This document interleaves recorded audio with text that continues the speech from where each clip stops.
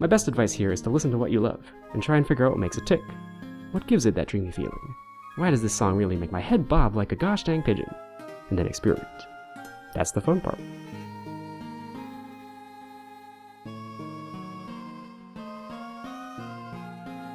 You know how the word artist is an umbrella term that refers to creators that work in many different mediums?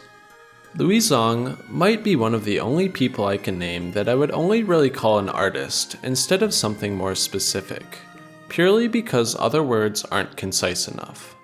Here's a list of all the things I've seen him do, and there are probably more that he's done that I haven't seen just because his body of work is so massive. But beyond being a cartoon background artist by day, Renaissance man by night, Louie is known because of his YouTube channel, and by extension, because of his music.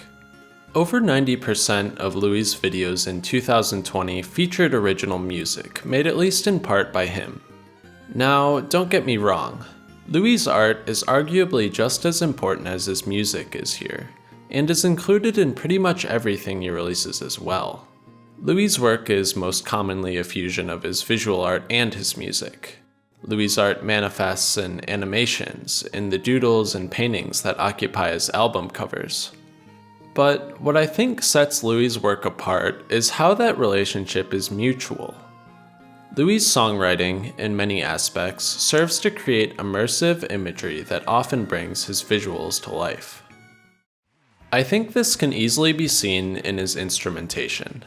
Similar to the rest of his works, Louie likes to experiment with genre, and with that, instrumentation. Each single or album he releases usually has different instrumentation from the last one, often intended to serve the core theme he represents in the work. Let's take a look at one of his 2019 tracks, originally released as Pastoral on YouTube, and later retitled Infinite Mountains on its album release.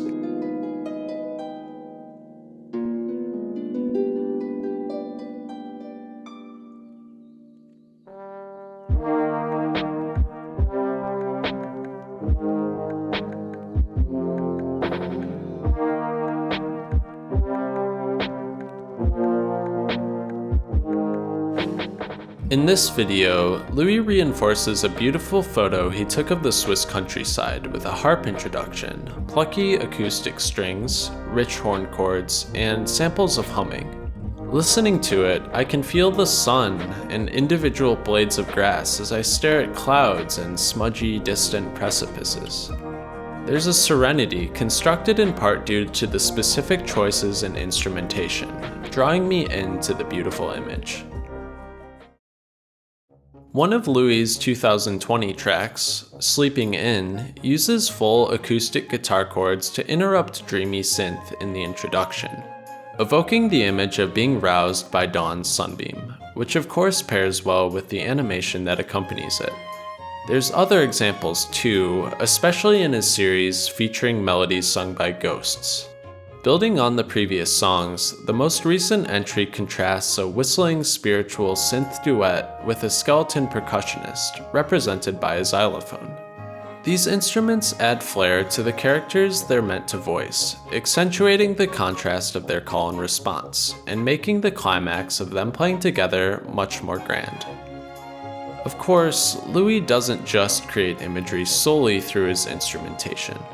He also utilizes non-musical samples and recordings to create atmosphere, and often treats and filters his audio in order to create the imagery he's looking for.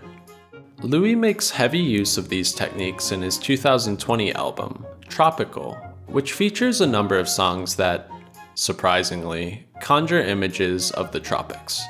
9 out of 10 songs on the album open with jungle ambience, and some also use other samples to create atmosphere, like layers of record player static that harken back to the lounge and exotica music that Louie is looking to capture the style of.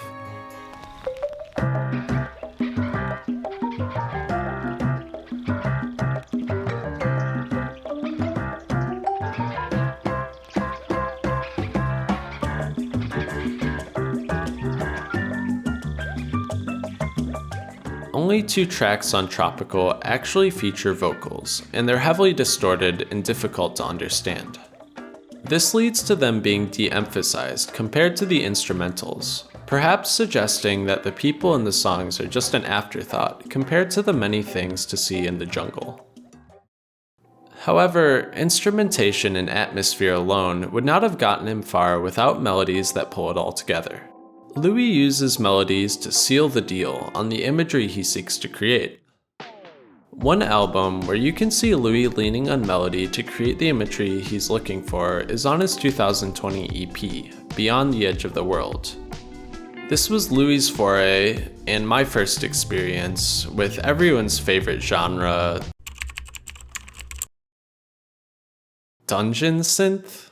Many of these tracks are very ambient, but the way that they create their ambience is completely different from tropical. Beyond the Edge of the World features, and I'm gonna hit you with the musical vocab here, heavy use of microtonality. The tones in this album often waver quite a bit, usually less than half a step in either direction, which helps sell the otherworldly nature of the landscape Louie is looking to portray. He uses pulsing synths that create a sense of mystique and recontextualizes it depending on the track. The minor keyed Far Reaches and Wall of Stones feel like hopeless wastes in this lost magical land. Doorkeeper of the Grove and Children of the Sea, on the other hand, keep the same feeling of wonder, but also welcome the listener into a place of refuge with their warm melodies that lean more into the major key. Louie's music, like the rest of his art, is widely varied, so it can be tough to pick out commonalities to it. Each song or album is a different set of instruments, a different genre, and a different style. However, I think one of Louie's core strengths as a composer is his ability to use the tools at his disposal to create powerful imagery in the minds of his listeners.